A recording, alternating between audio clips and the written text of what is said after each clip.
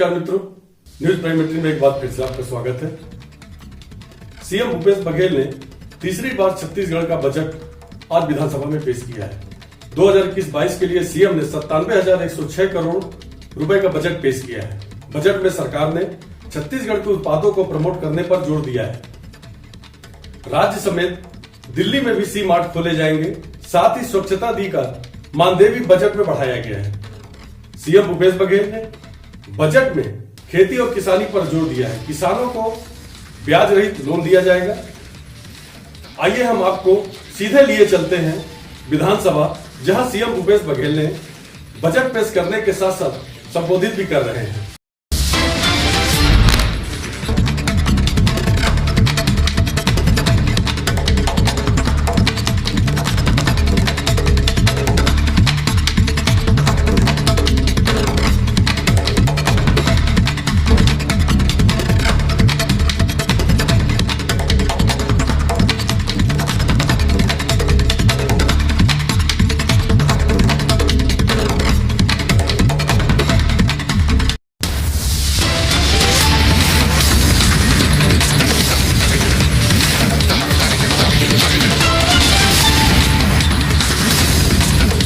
पिछला वर्ष बहुत ही चुनौतीपूर्ण रहा है। कोविड-19 महामारी के संक्रमण से बचाव हेतु लागू लॉकडाउन के कारण राज्य में आर्थिक गतिविधियां प्रभावित रही, जिसके कारण राजस्व प्राप्तियों में कमी आई। महामारी काल में आजीविका के साधनों की कमी के कारण आम जनता को राहत पहुंचाने हेतु कल्याणकारी योजनाओं में अधिक संसाधनों की आवश्यकता पड़ी है।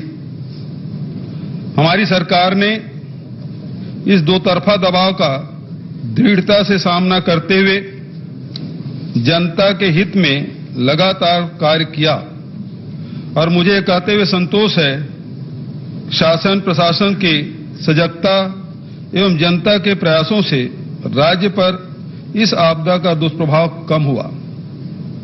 मुझे यह कहते हुए गर्व है कि संकट के दौर में भी हमारी सरकार के संवेदनशील और सुसंगत प्रयासों के कारण महात्मा गांधी नरेगा योजना में रोजगार देने तथा मजदूरी भुगतान करने का कीर्तिमान बना।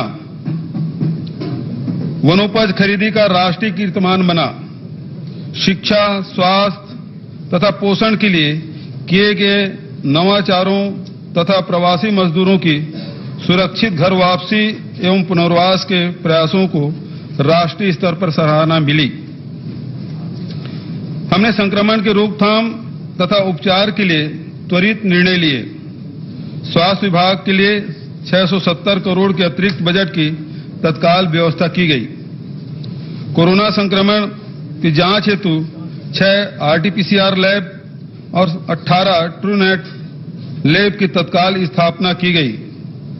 मार्च 2020 में शासकीय अस्पतालों में आईसीयू बिस्तर के क्षमता केवल 53 थी, जिसकी संख्या बढ़ाकर 406 बिस्तर हो चुकी है।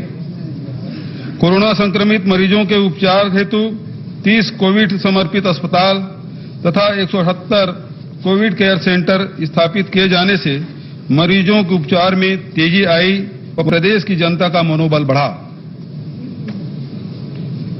सुराजी ग्राम योजना के तहत स्थानीय संसाधनों के संरक्षण एवं पुनर्जीवन का हमारा अभियान कोरोना संकट काल के दौरान बहुत उपयोगी सिद्ध हुआ। ग्रामीण अर्थव्यवस्था को सुदृढ़ और आत्मनिर्भर बनाने हेतु प्रारंभ की गई इस योजना के तहत कृषि, पंचायत एवं वन विभाग में उपलब्ध राशि के अपसरण से स्वीकृत लाखों विकास कार्यों के कारण संकट के दौर में छत्तीसगढ़ में ग्रामीण रोजगार के अवसर में वृद्धि हुई। वहीं विधानसभा में बजट पेश किए जाने के बाद मुख्यमंत्री भूपेश बघेल ने प्रेस वार्ता भी की। आइए आप आगे देखते हैं कि प्रेस कॉन्फ्रेंस में मुख्यमंत्री भूपेश बघेल बजट को लेकर क्या बता रहे हैं। के पोषक जी गवर्नेंस, प्रशासन संवेदनशील एवं प्रभावी, एच हेल्थ स्वास्थ्य स्वस्थ तंत्र सबसे बड़ा धन, ट्रांसफॉर्मेशन बदलाव, शासन जनता के लिए आधार पर बजट को तैयार किया गया।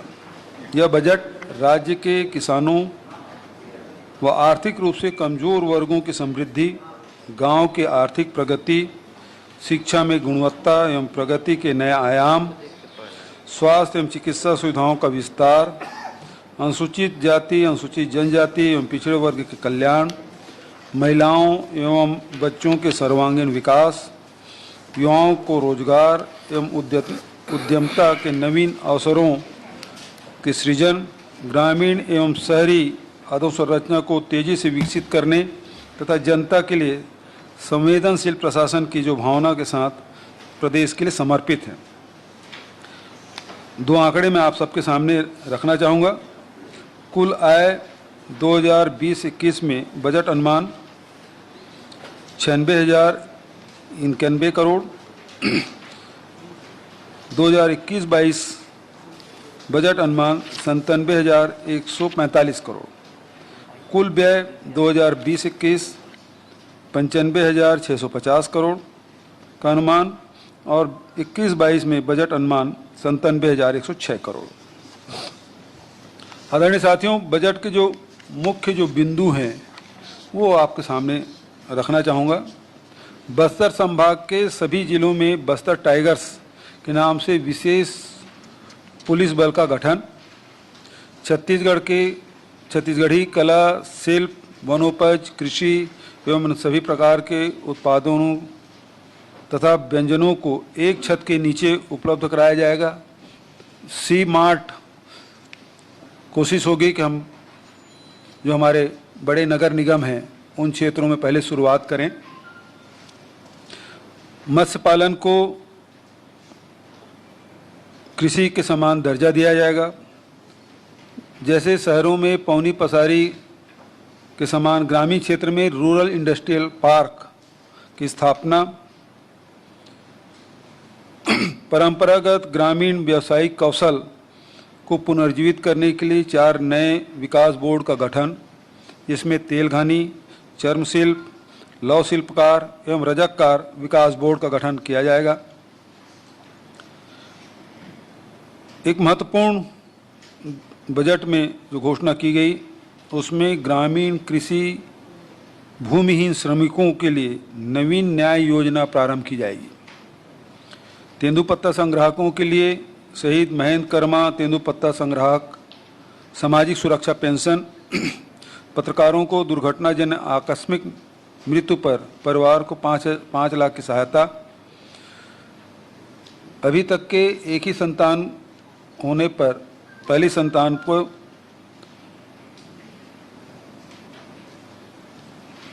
सहायता दी जाती थी। अब द्वितीय संतान यदि बालिका हुई तो उसे कौशल्या मातृत्व योजना अंतर्गत महिलाओं को 5,000 रुपया एकमुश्त दिया जाएगा। किसानों के खेत में आवागमन सुविधा हेतु मुख्यमंत्री धरसा विकास योजना और भारत भवन जो मध्य प्रदेश में है उसी के तर्ज पे नवा रायपुर में भी भारत भवन का निर्माण किया जाएगा। राम वनगमन पर्यटन परिपथ के लिए 30 करोड़ का प्रावधान किया गया है। 52 स्वामी आत्मानंद अंग्रेजी स्कूल अभी तक के खुल चुके हैं, उसे बढ़ाकर 119 और हमारे अंग्रेजी माध्यम के स्कूल खोले जाएंगे। नवा रायपुर में राष्ट्रीय स्तर के बोर्डिंग स्कूल की स्थापना की जाएगी। 7 नवीन महाविद्यालय तथा 3 कन्या महाविद्यालय की स्थापना, 14 महाविद्यालय में स्नातक तथा 15 महाविद्यालयों में पीजी पाठ्यक्रम प्रारंभ करना, 9 बालक एवं 9 नवीन कन्या छात्रावास की स्थापना, 6 नवीन महाविद्यालय भवन के निर्माण, 2 नए ITI की स्थापना, 12 नए रेलवे ओवरब्रिज, 151 नवीन पुल, 585 सड़कों के निर्माण के लिए 504 करोड़ के नवीन मद का प्रावधान, नक्सल प्रभावित क्षेत्र में 104 सड़क एवं 116 पुल निर्माण के लिए 12 करोड़ का प्रावधान, नवीन सिंचाई योजना हेतु 300 करोड़ का प्रावधान, नगरीय क्षेत्र के जल प्रदाय योजना हेतु 45 करोड़ का प्रावधान, पंडरी रायपुर में 350 करोड़ के लागत से जेम ज्वेलरी पार्क की स्थापना और एक बहुत ही महत्वपूर्ण योजना नदी के किनारे विद्युत लाइन का विस्तार किया जाएगा, जिससे किसानों को सिंचाई की सुविधा मिलेगी। इसकी भी व्यवस्था इस बजट में रखा गया है। 11 नए तहसील और 5 नए अनुभाग, छात्रावासों में एवं आश्रमों में महिला होम गार्ड के लिए 2200 नवीन पद सृजित किए जाएंगे। Chandulal Chandrakar memorial medical college का शासकीकरण किया जाएगा। राजीव गांधी किसान न्याय योजना के लिए इस साल बजट में 5,703 करोड़ का प्रावधान किया गया है। कृषक जीवन ज्योति योजना हेतु 2500 करोड़ का प्रावधान, कृषि पंपों के ऊर्जीकरण हेतु 150 करोड़, सौर सूजला अंतर्गत 530 करोड़ का प्रावधान, किसानों को बिना ब्याज के राशि अल्पकालीन ऋण के लिए 5,900 करोड़ अल्पकालीन कृषि ऋण वितरण का लक्ष्य रखा गया है। गोधन न्याय योजना के लिए 175 करोड़ का प्रावधान, असंगठित श्रमिकों के लिए राज्य स्तरीय हेल्प डेस्क सेंटर की स्थापना, छत्तीसगढ़ सड़क अधोसंरचना विकास निगम को 5,225 करोड़ लागत के 3900 किलोमीटर लंबी सड़क एवं पुलों के निर्माण हेतु 150 करोड़ की सहायता, मुख्यमंत्री सुगम सड़क योजना हेतु 100 करोड़ का प्रावधान, एडीबी फेज 3 परियोजना में 825 करोड़ लंबाई की 24 सड़कों के लिए 940 करोड़ का प्रावधान, सिंचाई के 4 बृहद परियोजनाओं अरपा भैंसाजार, केलो, राजी समोदा बेपरदान, सोढ़ूर हेतु 152 करोड़ का प्रावधान, पटवारियों के मासिक स्टेशनरी भत्ता 250 रुपये की वृद्धि, स्वच्छता दीदियों के मानदेय में 5,000 से बढ़ाकर 6,000 किया गया है। नए महाविद्यालय चिकित्सा महाविद्यालय कांकेर, कोरबा और महासमुंद के लिए भवन निर्माण के 300 करोड़ का प्रावधान किया गया है। सन्ना, जसपुर, शिवरी नारायण, चांपा जांजगीर एवं सामुदायिक स्वास्थ्य केंद्र सन्ना में और शिवरी नारायण में सामुदायिक स्वास्थ्य केंद्र और रिसाली भिलाई में 30 बिस्तर अस्पताल की स्थापना, मुख्यमंत्री हाट बाजार क्लिनिक योजना 13 करोड़ का प्रावधान किया गया है। उसी प्रकार से एथनॉल बायो एथनॉल प्रदर्शनी स्थल संयंत्र स्थापना है तो गोढ़ी ग्राम गोढ़ी बेमेतरा में उसके लिए भी व्यवस्था की गई है। ये मुख्य रूप से जो बातें हैं उसमें है, बहुत सारे बजट में तो और बहुत सारी बातें हैं, लेकिन सर सवाल शुरू हो रहा है तो एक सवाल तो यही है कि पिछला जो फाइनेंशियल ईयर था बहुत चुनौतीपूर्ण था सरकार के लिए। इस बजट में क्या पिछली जो जितने भी नुकसान सरकार को उठाने पड़े फाइनेंशियल पार्ट पर, क्या वो कंपनसेट हो सकेगा? नुकसान सरकार को कवर होगा? हम लोगों ने लॉकडाउन के कारण से बहुत नुकसान हुआ, केंद्र को भी और राज्य को भी, और इसका दुष्प्रभाव हमारे छत्तीसगढ़ में हम लोगों ने तो प्रयास किया कि इसमें कम से कम प्रभाव पड़े, और इसलिए इस साल जितना हमारे राजस्व की प्राप्तियां हैं उतना ही अनुमान हम अगले साल के लिए रखे हैं। लेकिन भारत सरकार ने जो राशि हमको देनी थी लगभग 14,000 करोड़ के जो हमारे कर में जो हिस्सा मिलना था छत्तीसगढ़ को वो नहीं मिला, और 3,100 करोड़ रुपया जीएसटी का जो हमें मिलना था, कुल मिला के 18,000 करोड़ रुपया भारत सरकार से जो हमें प्राप्त होना था वो नहीं मिला। उसके बावजूद भी हमारी कोशिश है कि आम जनता को किसी प्रकार की कोई परेशानी ना हो। आपने देखा होगा कि इस साल किसी कर्मचारी के वेतन में कटौती नहीं की गई, जबकि कई राज्यों में 30% तक की राशि कटौती की गई। विधायकों के क्षेत्र विकास निधि में भी कटौती की गई, उसके तनख्वाह में भी मतलब वेतन भत्ते में भी कटौती की गई, लेकिन छत्तीसगढ़ में इस प्रकार से कुछ नहीं हुआ। उसके बावजूद भी हमारी कोशिश है कि जो कृषि के क्षेत्र में है, आदिवासी क्षेत्र हैं, हमारे शहरी क्षेत्र हैं, इसमें हर वर्ग के लिए हमने कुछ न कुछ रखा है। सर इन नवीन योजनाओं पर कितना आवंटन, इन्हें कितना लगा रहे हैं नवीन योजनाओं पर कुल मिलाकर? नवीन योजना के लिए जी। अब उसमें तो विस्तार से जाना पड़ेगा कि सर, ये सवाल एक तरफ से है कि ये जो कुल आय दिखाया गया है इसमें सिर्फ 1000 करोड़ की कुल आय अनुमानित है, जबकि जो घाटा बताया गया वो 2000 करोड़ का है और सकल घाटा जो है वो 6000 करोड़ का है। तो क्या ये माना जाए कि सरकार जो इनकम के साधन है वो करने में असफल रही है? देखिए, हमने तो लगभग राज्य के राजस्व करीब 35,000 करोड़ है, वो अगले साल के लिए भी उतना ही अनुमानित है। लेकिन केंद्र से जो 44,000 करोड़ हमको जो मिलता था उसमें भारी कटौती हो गई, उसमें कमी आई। और उस ढेर सारी कठिनाइयां हैं, उसके बावजूद वित्तीय संसाधन जुटाने के लिए क्या प्रबंधन किया जा रहा है, किस उम्मीद की जा रही है कि इन साधनों से अधिक वित्तीय प्रबंधन जुटाया जा सके? पहली बात तो यह है कि मितव्ययता, दूसरी बात यह है कि जल में भी हम लोग टैक्स लगा रहे हैं और आबकारी टैक्स करके, और फॉरेस्ट में भी हम लोग कोशिश करेंगे कि उससे हमको राशि मिल जाए, माइनिंग में भी कुछ मिल जाए। सर, ये आपके बजट भाषण में कई जगह नए रायपुर का जिक्र आया है और नए रायपुर में जहाँ तक आम आदमी की पहुंच अभी तक आसान नहीं हुई है, तो इस पे आगे कोई सोच विचार है क्या? देखिए, अभी तक के तो कंक्रीट का जंगल है, अब हजारों करोड़ रुपए उसमें लग गए हैं, लेकिन आबाद करने के लिए कुछ राशि की ज़रूरत पड़ेगी और इसलिए चाहे वहाँ हॉस्पिटल बनाना, जब लोग रहेंगे तो हॉस्पिटल भी ज़रूरत पड़ेगी, स्कूल की भी ज़रूरत पड़ेगी, कॉलेज की भी ज़रूरत पड़ेगी, तो इसलिए वो प्रावधानित किया गया है। मान लो हम लोग सब जाएंगे, अधिकारी लोग रहेंगे, कर्मचारी लोग रहेंगे, अन्य लोग भी रहेंगे, तो कम से कम जो बुनियादी सुविधा है वो कम से कम मिले। मुख्यमंत्री जी, मेरा सवाल ये है, इसमें पूरे भाषण में टैक्सेशन का कहीं जिक्र नहीं है, तो क्या पूरी तरह से टैक्स फ्री माना जाए बजट को? नहीं, जब से जीएसटी लागू हुआ है जी, तब से राज्यों को टैक्स लगाने का अधिकार तो खत्म हो गया है जी। जो लगता है वो सेंट्रल गवर्नमेंट लगाती है, कम ज़्यादा जो करना है वो करेंगे, हम लोग तो शेष ही लगा सकते हैं। जी। किसान न्याय योजना आपने लागू की है उन किसानों के लिए जो समर्थन मूल्य पे अपना फसल बेचते हैं। आज आपने कहा कि भूमिहीन जो कृषि मजदूर हैं उनके लिए भी न्याय योजना लागू की जाएगी। बीच में एक सेगमेंट रह जाता है, ऐसे किसान जो समर्थन मूल्य पर अपना फसल नहीं बेचते लेकिन वो कृषि कार्य में संलग्न होते हैं, उनके लिए किसी तरह इनपुट कास्ट की कोई योजना है? आपने अच्छा सवाल पूछा। अभी बजट में राजीव गांधी किसान न्याय योजना में हमने 5,703 करोड़ का प्रावधान किया है। अब ये नियमावली बनाने के समय जो हमारी जो उप समिति है उनसे हम लोग आग्रह करेंगे कि उन सारे किसानों को इसके दायरे में लाया जाए।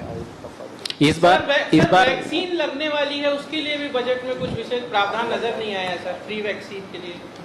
हम तो देख रहे हैं कि अभी तक भारत सरकार केवल 3 करोड़ लोगों के लिए ही प्रावधानित किए हैं, आगे कितने करने वाले हैं वो देख लेते हैं। बजट तो हमारे पास है, मेरा एक सवाल है सर, पैसे की कमी नहीं आएगी जी। आपने जो इस बार बजट पेश किया लगभग पिछले साल से थोड़ा सा ही ज़्यादा है, लेकिन आपने एक नई अवधारणा दी है HEIGST हाइट, ये मतलब ये कैसे मतलब अपन सफल कर पाएंगे इस? हमको गढ़बो नवा छत्तीसगढ़ के जो मूल जो मंत्र है उसको समाहित करते हुए हाइट HEIGST, तो हमने उन सभी क्षेत्रों को छुआ है, उसमें आगे बढ़ने की नई ऊंचाई प्राप्त करने के लिए हम लोग काम कर रहे हैं, चाहे वो शिक्षा हो, चाहे स्वास्थ्य हो, चाहे रोजगार हो, चाहे उद्योग हो, उस सभी क्षेत्रों में हमने ऊंचाई प्राप्त करने की कोशिश की है। ये हमारा गढ़बो नवा छत्तीसगढ़। मुख्यमंत्री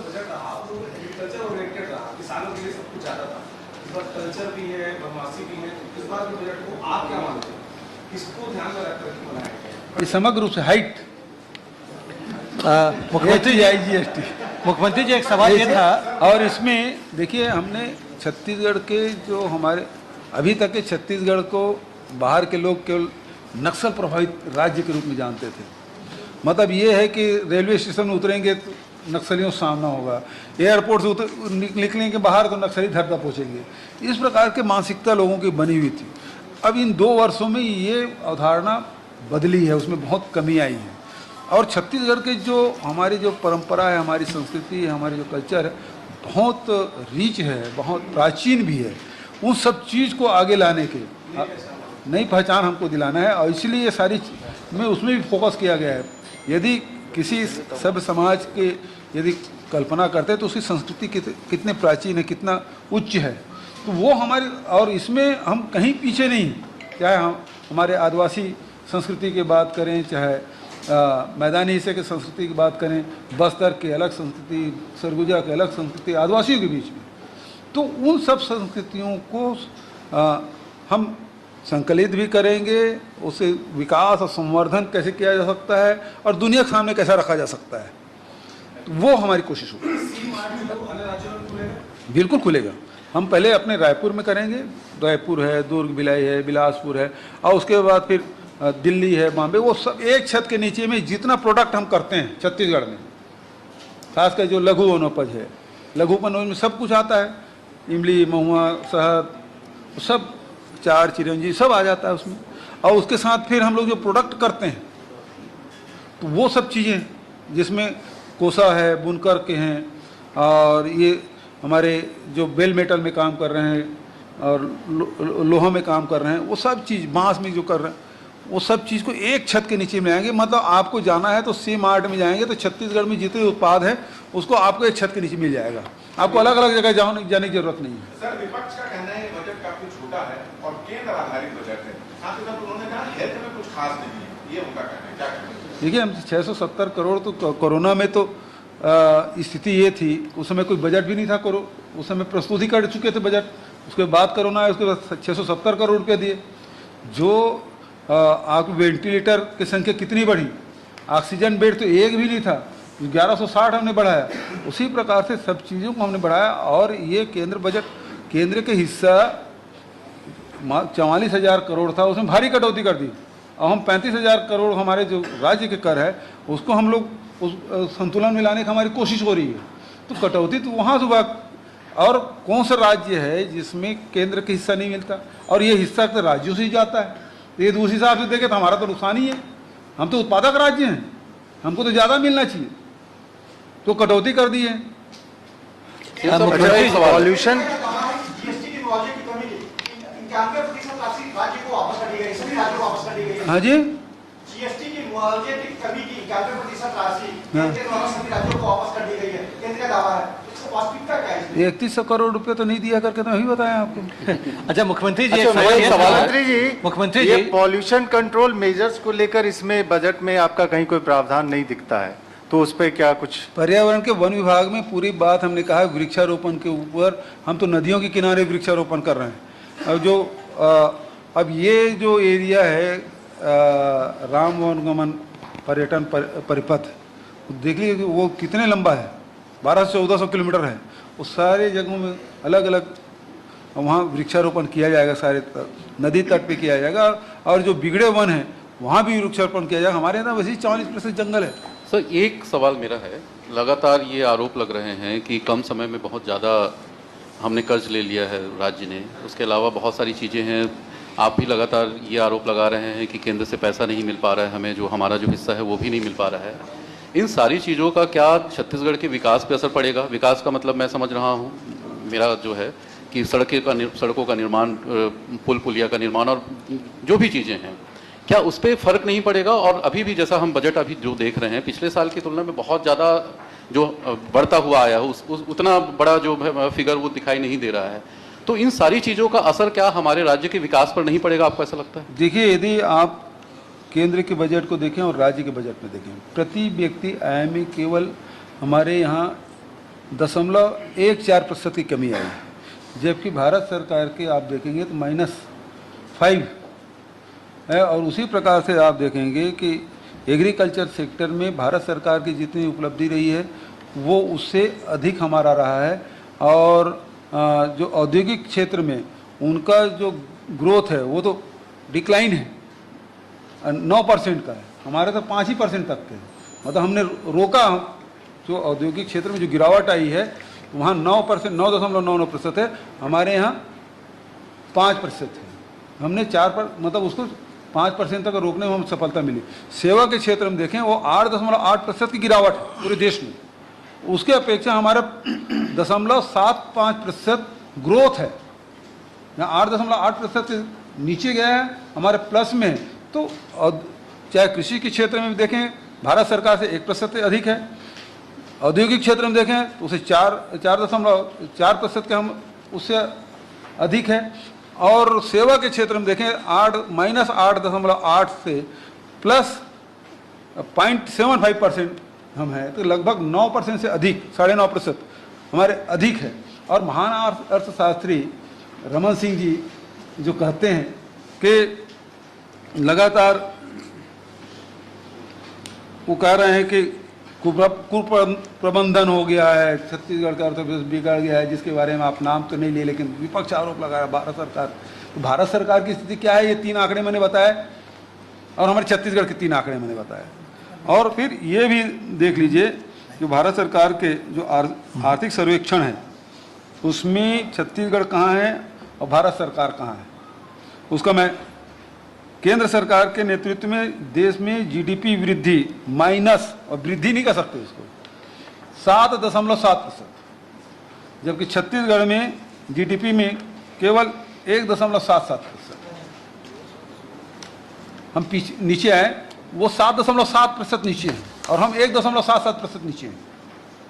तो ये कुप्रबंधन दिल्ली में है कि यहाँ है? और तुलनात्मक यदि देखेंगे दूसरे राज्यों को भी दे सकते हैं, यूपी का देख सकते हैं। हमारे तो सकल उत्पाद के जो ऋण है वो हम 20% तक सीमित करने में हम सफल रहे हैं, जबकि हमारे पड़ोसी राज्य है वो 24% है, और उत्तर प्रदेश के बहुत गुणगान करते हैं, वहाँ 29% है। मुख्यमंत्री जी, तो भारतीय जनता पार्टी शासित राज्यों के वित्तीय प्रबंधन से हमारा छत्तीसगढ़ के वित्तीय प्रबंधन ज़्यादा बेहतर है। मुख्यमंत्री जी, एक सवाल ये था कि जब पिछला बजट जो आया था पिछले साल, उसके बाद में कोरोना संकट आ गया और जो अलग अलग विभाग है उनके बजट में 25 से 30% की कटौती की गई जी। अब इस साल जो मैं देख रहा हूं आंकड़े कि जो पिछले साल के आय का अनुमान है और इस साल का जो बजट है उसमें बहुत ज्यादा अंतर नहीं है जी। तो वो जो विभागवार कटौती है वो इस साल भी जारी रहेगी क्या? उसी अनुपात में बजट प्रस्तुत होगी उसमें कटौती क्यों करेंगे? और फिर नहीं, मतलब उस बीच में जो उस समय भी आपने देखा होगा कि लॉकडाउन था, उसके बावजूद भी हम मनरेगा काम जारी रखे। लॉकडाउन था फिर भी हम लोगों ने कर्मचारी अधिकारियों के वेतन में कटौती नहीं की। लॉकडाउन होने के बावजूद भी विधायकों के जो क्षेत्र विकास निधि है उसमें कोई कटौती नहीं की। और उस पीरियड में हमने किसानों को 4500 करोड़ रुपया राजीव गांधी किसान न्याय योजना के तहत दिया। और उस समय आप याद रखेंगे जब पूरे देश में लॉकडाउन था तब हमारे यहाँ खदान भी 70% क्षमता के साथ कार्यरत थी, चाहे लौ अयस्क का हो चाहे वो कोल का हो। और उसके साथ साथ पूरे देश में जब सारे उद्योग ठप थे, हम 23 अप्रैल को हमारे यहाँ सारे इंडस्ट्री जो छोटे बड़े उद्योग हैं वो शुरू हो चुके थे। और इस कारण से देश में सबसे ज़्यादा स्टील उत्पादन का रिकॉर्ड हमारे छत्तीसगढ़ का है। लघु वनोपज खरीदी देख लीजिए, पूरे देश में 72.5% लघु वनोपज खरीद के हम देश में टॉप में हैं। तो जहां 112 करोड़ रुपया हम वनवासियों को दिए, उसके बाद जो व्यापारी है उसको भी खरीदने का मौका दिया, वो 400-500 करोड़ रुपये वो गया। तेंदू पत्ता संग्रहण किए, उसमें पैसा गया। मनरेगा में आप देखेंगे 2000 करोड़ उसमें गया, 4500 करोड़ रुपया हमने किसानों को दिया। तो ये सारे पैसे हैं, उसके कारण से फिस्कल डिफिसिट जरूर हुआ लेकिन मंदी का असर नहीं हुआ।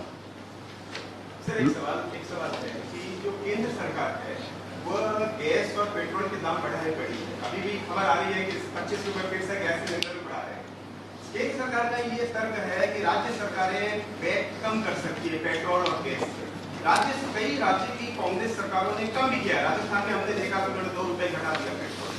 क्या आप भी ऐसी कोई? अब आप देखेंगे कि हमारे पड़ोसी राज्यों से जहाँ डीजल में 1 रुपये 85 पैसे का अंतर है, हम कम है, हमारे छत्तीसगढ़ में मिल रहा है। और पेट्रोल में तो 11-12 रुपये का अंतर है, जहाँ 100 रुपये मिल रहा है हमारे यहाँ 12 रुपये कम मिल रहा है। तो हमारे यहाँ पहले से ही कम है। और दूसरी बात यह है जब अंतर्राष्ट्रीय बाजार में जब आपके क्रूड ऑयल के $63 प्रति बैरल मिल रहा है तो फिर आप लगातार बढ़ा क्यों जा रहे हैं? इसमें मेरा ये तो 36 रुपये पेट्रोल बेचना था, पेट्रोल और डीजल को, जो बाबा रामदेव जी कहते थे। नहीं सब मेरा मेरा महान अर्थशास्त्री बाबा रामदेव अनिल जी ने जो पूछा है उसमें मेरा एक सवाल और भी है इसी पेट्रोल को लेकर कि ये भी बात आ रही है कि जीएसटी काउंसिल से हम बात करेंगे, जो वहाँ मिनिस्टर साहब जो हैं उनका ये कहना था पेट्रोलियम मिनिस्टर का कि जीएसटी काउंसिल से हम कहेंगे कि वो जीएसटी में शामिल करने की कोशिश करें, उसको रहें। राज्य के मंत्री भी उसमें जीएसटी, अगर ऐसी कुछ होता है तो आप इसमें तैयार हैं क्या? सवाल इस बात का प्रस्ताव रखें, फिर विचार रखेंगे जीएसटी काउंसिल में जो मेंबर हो जाकर रखेंगे अपनी बात, राज्य के हितों को ध्यान में रखते हुए बात रखी जाएगी। स्किल डेवलपमेंट के लिए 4 नए विकास बोर्ड बना रहे हैं, इधर से 4 नए विकास बोर्ड का गठन किया जा रहा है, इसमें क्या राजनीतिक नियुक्तियां होंगी या उस विषय में जो पारंगत? देखिए, सबसे पहली बात यह है कि हमारे जो परंपरागत रूप से जितने भी लोग थे, चाहे लोहार है, हमारे चर्मकार हैं, उन सब के काम छूट गया है। गांव में वो सब चीज़ें मिलती नहीं हैं। उन सब चीज़ों को, जैसे हम गौठान बना रहे हैं, गौठान में हम 1 एकड़ ज़मीन आरक्षित रखेंगे रूरल इंडस्ट्रियल पार्क के लिए। अब यहाँ सभी के यहाँ सभी गांव में सरसों होता है, अलसी होता है और दूसरे तिलहन उत्पादन होते हैं, लेकिन कोई उसको सीधा मंडी में जाकर बेच देते हैं। ना अपने उपयोग के लिए वो पेराई करते हैं, ना बेचने के लिए करते हैं। हमारे छत्तीसगढ़ में नीम कितने हैं, लेकिन कोई तेलघनी है क्या? कहीं मिलता नहीं। यदि इन छोटे छोटे यूनिट हम ग्रामीण क्षेत्रों में हम कर दें, उन लोगों को प्रोत्साहित कर दें, उसका अनुदान दे दें और उनको शेल्टर दे दें, उस जगह एक जगह रख दें, तो लोग वहाँ चाहे अलसी हो, चाहे तिल हो, चाहे वो सरसों हो, चाहे नीम हो, चाहे करन हो, ये सब की पेराई करने के लिए आएंगे। तो लोगों को इससे लाभ भी मिलेगा, रोजगार के नए अवसर भी मिलेंगे, लोग आय भी बढ़ेगा। तो इन लोगों को संरक्षित करने की ज़रूरत है, उन चीज़ों को प्रोत्साहित करने की ज़रूरत है। और ग्रामीण, आखिर ग्राम स्वराज है क्या? जो गांव में उत्पादन होता है तो वैल्यू एडिशन करना, लोगों को रोजगार देना, और इसे ग्रामीण अर्थव्यवस्था मजबूत होगी। ये आपने कहा खनिज सेक्टर भी कोरोना काल में खनिज सेक्टर जो था उससे अलग था, लेकिन उसमें भी कुछ प्रभाव देखा गया, बड़ा प्रभाव। ये केंद्र की नीतियों का कुछ प्रभाव था इस पर। देखिए, लॉकडाउन हुआ तो जब फैक्ट्री बंद होगी तो बिजली की मांग कम हो जाएगी, स्वाभाविक है। तो बिजली जो हमको 4000 मेगावाट हमको आवश्यकता पड़ती थी, उस कोरोना काल में जरूरत हमको 2900 3000 का हो गया। तो लेकिन फिर भी देश को बिजली की आपूर्ति में कोई बाधा ना पहुंचे। आपको याद होगा कि हार्ड जोन था आपका कटघोरा, हॉट स्पॉट था, उसके बावजूद ये लोगों की मांग रही है कि यहाँ पूरा कोरबा जिला को बंद कर दिया जाए, लेकिन हमने उसको बंद नहीं होने दिया, राज्य के हित को ध्यान में रखते हुए और देश के हित को ध्यान में रखते हुए। कोयला उत्पादन में कोई प्रभाव नहीं होने दिया हमने। उसी प्रकार के लॉयस्क को भी कि उनको भी उत्पादन तो कर रहे हैं, लेकिन परिवहन की व्यवस्था, तो उसको हमने परिवहन की व्यवस्था भी कराई। तो जितने बड़े यूनिट है, चाहे भिलाई स्टील प्लांट से लेके, चाहे नीको हो, चाहे वो जिंदल हो, चाहे और दूसरे यूनिट हो, वो सबको हमने बंद नहीं होने दिया था। जो छोटे यूनिट थे वो बंद थी, लेकिन उसको भी 1 महीने के भीतर में उन्होंने फिर से शुरू कर दिया। जिस कारण से औद्योगिक उत्पादन में उस समय कमी जरूर आई थी, लेकिन बंद नहीं हुआ था। और 23 अप्रैल के बाद तो पूरे क्षमता के साथ उत्पादन शुरू हुआ। सीएम साहब, धान को लेके जिस तरह का केंद्र का रुख है, उसमें क्या राजीव गांधी न्याय योजना में कुछ बदलाव करने की जरूरत महसूस हो रही है? देखिए, अभी मैं पिछले दिनों खाद्य मंत्री से मुलाकात किया था, तो उनका कहना राजीव गांधी किसान न्याय योजना को भी वो बोनस मांगते हैं। ये बेहद दुर्भाग्यजनक बात है। जब आप प्रोडक्शन इनपुट की बात आप करते हैं और आप खुद ही 12,000 रुपया दे रहे हैं प्रति किसान, तो हम प्रति एकड़ दे रहे हैं, वो कैसे फिर वो बोनस हो सकता है? और इसी बात पे हमारा मतांतर है। और पिछले समय जब पासवान जी बोले कि आप बोनस मत दीजिए, नहीं तो आपको चावल नहीं खरीदेंगे, तो हमने राजीव गांधी किसान न्याय योजना है। अब आपको इसमें भी लगता था, हमने कहा इसमें क्या चाहिए बताओ, हम तो अपने किसानों को देंगे, लेकिन नियम में आप क्या चाहते हो वो बता दो हमको, लेकिन हमारा चावल तो लो। लेकिन चावल भी नहीं ले रहे हैं और इसमें बता भी नहीं पा रहे हैं। तो केवल राजनीतिक अड़ंगाबाजी के अलावा मुझे कुछ नहीं दिखाई देता इसमें। मुख्यमंत्री जी, अन्य राज्य उसमें दे रहे हैं, चाहे वो तेलंगाना की बात हो, चाहे उड़ीसा की बात हो, चाहे भारत सरकार खुद भी दे रही है, और जब हम दे रहे हैं तो फिर अड़ंगा क्यों? सर, इसी से कनेक्टेड है क्या, गोयल जी ने आपसे ये कहा था कि ये मेरे क्षेत्राधिकार के बाहर है, इतना ज्यादा बेबस नजर आ रहे थे क्या? अब इसके बाद उन्होंने कहा कि मैं इसमें लीगल ओपिनियन लूंगा, और उन्होंने कहा कि निर्मला सीतारमण जी को फाइल भेज दिया वित्त मंत्री को। अब हम कोशिश करेंगे, प्रधानमंत्री से मिलने की कोशिश करेंगे, बात करेंगे। सीएम साहब, उठान योजना आपका ड्रीम प्रोजेक्ट है, लेकिन बजट 175 करोड़ कम नहीं लगता आपको? देखिए, अभिसरण से सारे काम होना है, उसमें मैक्सिमम काम जो है, चाहे वो मनरेगा का हो, चाहे कैंपा का हो, उससे अभिसरण से किया जाएगा। जो नहीं हो पा रहा है उसको हम लोग बजट में रखें। सरपंच लोग काफी परेशान रहते हैं क्योंकि जी? बजट ही नहीं है बोलते हैं। मैं कई गाँव में इस योजना के बारे में पूछता हूँ तो सरपंच हमेशा बोलते हैं बजट ही नहीं है टाइप का। इस तरह देखिए की भाई, यदि पैसा नहीं रहता तो 5,000 गौठान नहीं बन पाता।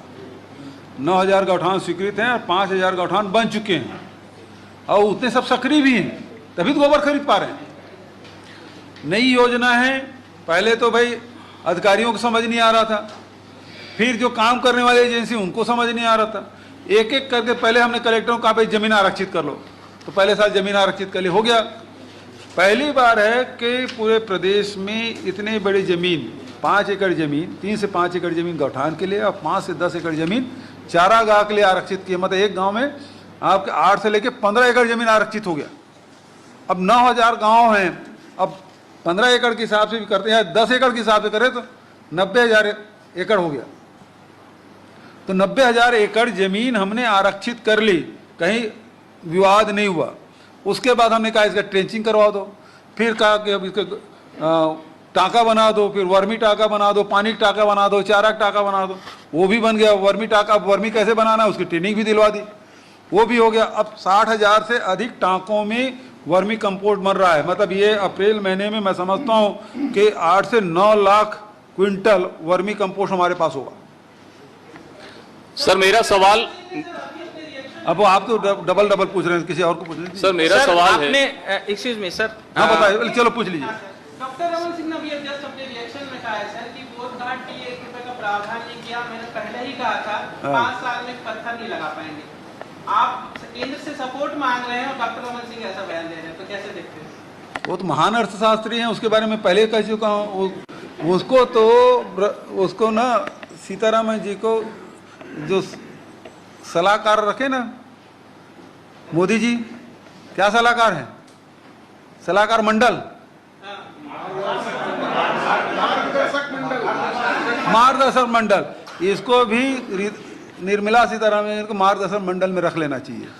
अभी मैंने जो आंकड़े बताए और छत्तीसगढ़ के आंकड़े बताए, उसमें चुनौती देता हूं, इसमें कोई गलत हो तो उसको ज्यादा जरूरत दिल्ली को है, जो हर साल लाखों करोड़ रुपए का कर्जा ले रहे हैं, वहां ज्यादा जरूरत है।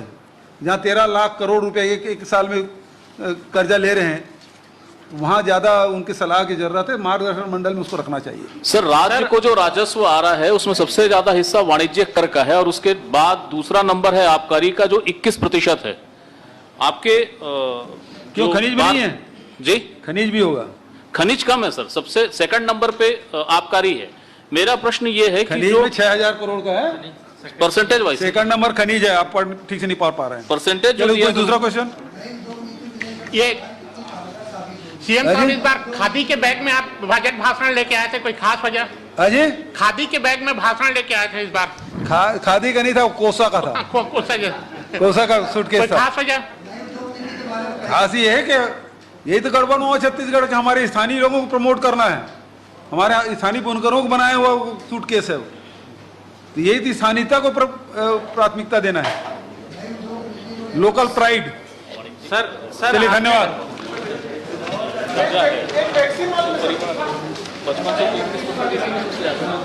आप सब भोजन के लिए आमंत्रित हैं, बजट भोजन में।